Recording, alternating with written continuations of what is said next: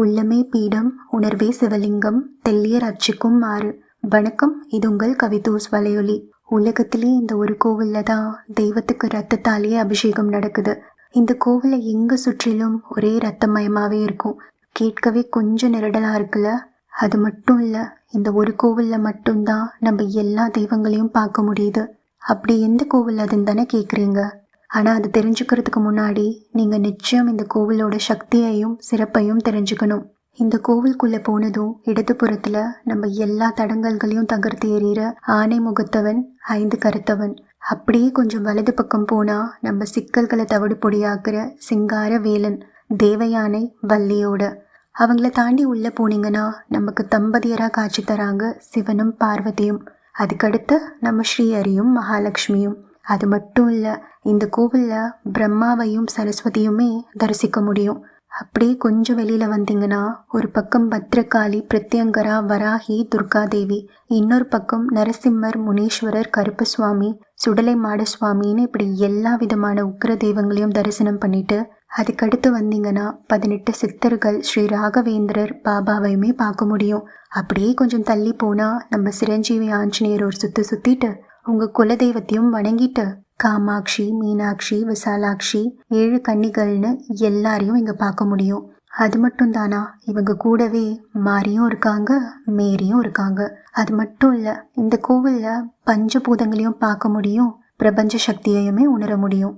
இப்படி எல்லா தெய்வமும் ஒரே இடத்துல இருக்கிறது தான் இந்த கோவிலோட சிறப்பே. ஆனால் இதோட சக்தி என்னன்னு தெரியுமா? ஏன் இந்த கோவிலுக்கு மட்டும் இப்படி ஒரு சக்தின்னு தெரியுமா? ஏன்னா இந்த கோவிலில் மட்டும்தான் தெய்வத்துக்கு தூய்மையான ரத்தத்தால் அபிஷேகம் நடக்குது. அதுதான் இந்த கோவிலோட பிரம்மாண்ட சக்தியே. இப்படி ஒரு கோவிலா? அது எங்கே இருக்குன்னு தானே கேட்குறீங்க. உடனே போகணும்னு தோணுதில்ல? அதுவும் சரிதான். நம்ம தான் யார் என்ன சொன்னாலும் எங்கே போக சொன்னாலும் உடனே யோசிக்காமல் போயிடுவோமே. சரி கோச்சுக்காதீங்க, உங்களை சொல்லலை, போகிறவங்கள தான் சொன்னேன். இப்போ இந்த கோவில் எங்கே இருக்குன்னு தானே கேட்குறீங்க. வேற எங்கே? உங்கள் இதயத்தில் தான். இப்படி எல்லா தெய்வமும் இருக்கிற கோவில் உங்கள் இதயத்தை தவிர வேற எங்கே இருக்க முடியும்? இப்போ புரிஞ்சுதில்ல ஏன் இந்த கோவிலில் இருக்கிற தெய்வங்களுக்கு மட்டும் ரத்தத்தால் அபிஷேகம் நடக்குதுன்னு? சரி, இப்போ நீ என்ன தான் சொல்ல வர அதானே கேட்குறீங்க. நம்ம எல்லாரும் கோவில் போகிறதுக்கு பலவிதமான காரணங்கள் இருக்கும். உங்களுக்கு நேரம் கிடைச்சா கோவில் வரிசையில் நிற்கும்போது தப்பி தவறி கூட இதை செஞ்சிடாதீங்க. காணொலியை போய் பாருங்க, அப்போ உங்களுக்கே புரியும். ஆனால் இப்போ நம்ம கோவில் போகிறதே ஒரு சுற்றுலா போகிற மாதிரி ஆயிடுச்சு. அது மட்டும் இல்லை, யாராவது ஏதாவது சொன்னால் கொஞ்சம் கூட யோசிக்காமல் முதல்ல அந்த கோவிலில் போய் பார்த்துடணுன்ற நம்மளோட அந்த ஆர்வம் தான் இது எல்லாத்துக்கும் காரணம். நான் சொல்கிறது உங்களை காயப்படுத்துதுன்னு நினச்சிங்கன்னா அப்போ உங்கள் மனசாட்சி கேட்டு பாருங்கள், அது நிச்சயம் உங்களுக்கு உண்மையை சொல்லும். நம்மையே அறியாமல் நம்ம எவ்வளோ பேருக்கு தடங்கல்களையும் இடையூறுகளையும் கொடுத்துட்ருக்கோம்னு தெரியுமா? எவ்வளவோ பேர் அவசர வேலையாக வெளியில் போகிறவங்களா இருப்பாங்க. சிலர் பிரசவத்துக்காக மருத்துவமனைக்கு, சிலர் பரீட்சைக்காக, சிலர் நேர்காணலுக்காக.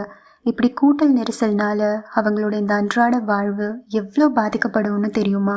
நம்ம கொஞ்சம் அவங்க இடத்துல இருந்து யோசிச்சு பார்த்தாவே நம்மளால இதை புரிஞ்சுக்க முடியும். உதாரணத்துக்கு நம்மளே எடுத்துப்போமே.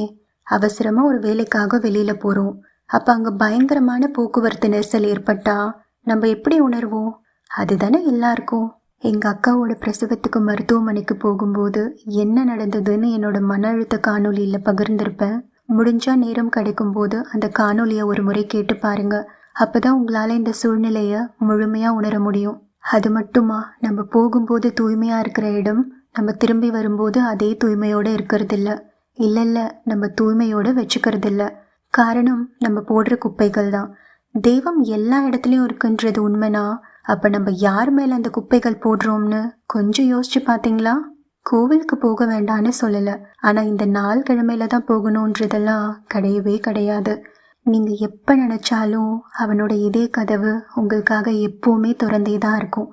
இதில் நாள் என்ன, கிழமை என்ன, இந்த கோவில் போனாதான் அவனை பார்க்க முடியும்னு ஏதாவது இருக்கா என்ன? அவன் அருளாலே அவன் தாள் வணங்கின்றதை நம்புறீங்கள்ல? அப்படி அவன் அருளே இருந்து நீங்கள் தரிசனம் பண்ண போனாலும் சரி, நமக்கும் கொஞ்சம் சமூக பொறுப்பு இருக்கணும் இல்லையா? அது மட்டும் இல்லை, சமூகம்ன்றதே நாம தானே. அப்போ நாம தானே அதுக்கு முழு பொறுப்பு. கோவிலுக்கு போக வேண்டான்னு சொல்லலை, ஆனால் கோவிலுக்கு எதுக்காக போகிறோம்னு கொஞ்சம் உணர்ந்து யாருக்கும் எந்த இடையூறும் இல்லாமல் போனாவே போதுமானது. என்னை பொறுத்த வரைக்கும் நம்ம இதயம் என்னும் கோவிலில் கண்கள் எனும் தீபத்தை ஏற்றி கூட தெய்வத்தை உணரலாமே. ஆனால் உங்கள் இதய கோவிலுக்குள்ளே போகணும்னா முதல்ல உங்களை நீங்கள் முழுமையாக உணரணும். உங்களை நீங்கள் முழுமையாக உணர்ந்தால் தானே அப்போ தெய்வத்தை நீங்கள் முழுமையாக உணர முடியும். நம்ம தான் யார் எங்கே போக சொன்னாலும் உடனே போயிடுவோமே. அப்போ நான் சொன்ன இதய கோவிலுக்குள்ளேயும் நீங்கள் நிச்சயம் போயிடுவீங்க தானே? நிச்சயம் போயிடுவீங்க. அதில் எனக்கு முழு நம்பிக்கை இருக்குது. இன்னும் எளிமையாக சொல்லணும்னா உள்ளமே கோவில், உணர்வே சிவம். அடுத்த காணொளியில் காலம் கருதி இருப்பர், கலங்காது ஞாலம் கருதுபவர் என்னன்னு பார்க்கலாம். அதுவரை காத்திருப்போம். நன்றி, வணக்கம்.